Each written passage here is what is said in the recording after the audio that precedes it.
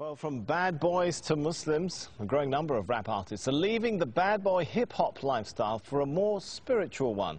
The Canadian Dawah Association says an increasing number of rappers this year embraced Islam or acknowledged they previously embraced Islam.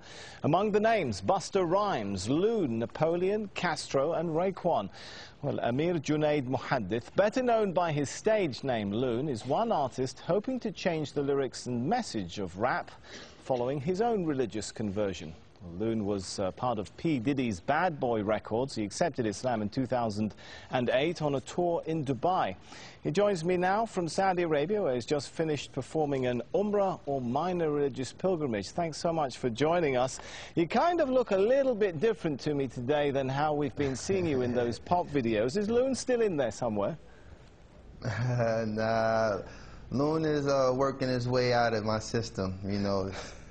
Just happy to be, accepting Islam and finding the peace of mind that I was always searching for in the music business.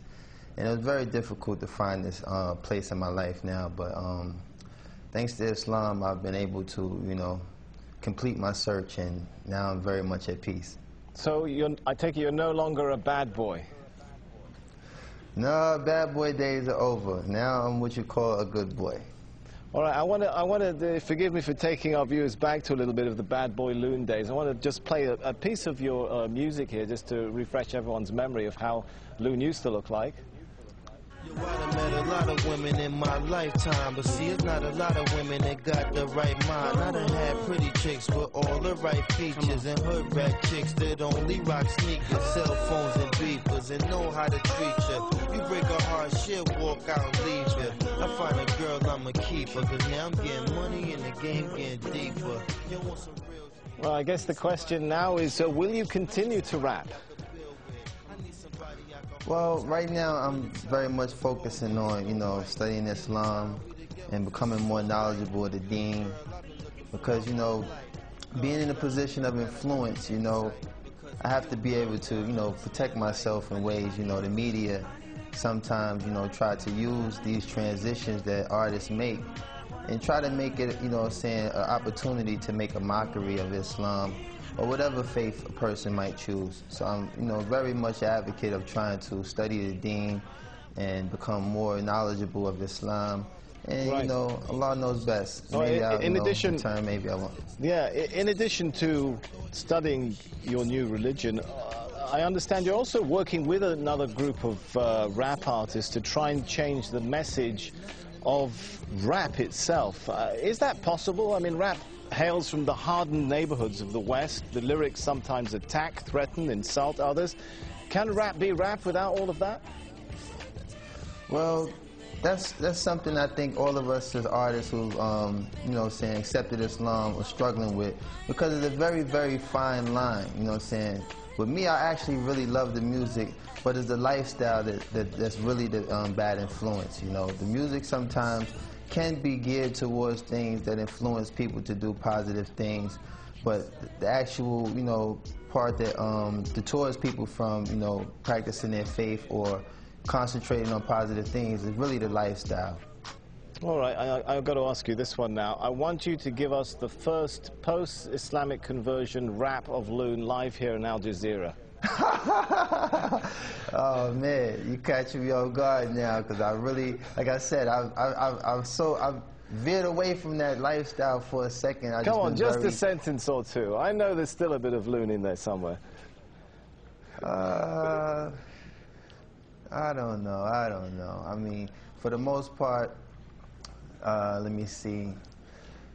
You got me there, man. You got me there.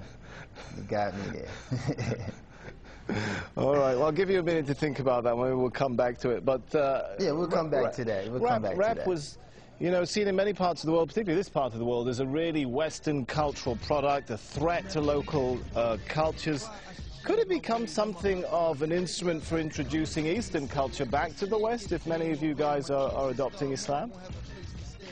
Well, what I think is the most, the mass audience that we reach as artists, particularly in the club.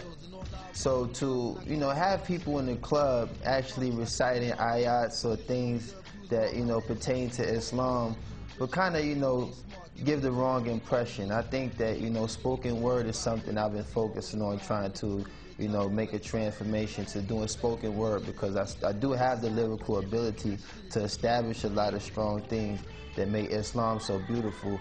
But it's very hard to walk that fine line when you have music in the background that kind of, you know, either plays its role as a dance rhythm or something that might, you know, mislead a person from the message that we're trying to give.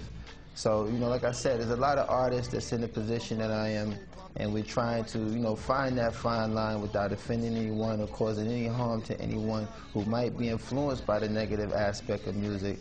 And we're just trying to really focus on, you know, walking that fine line and being able to be a benefit to those who like music versus being a contributor to the negative side.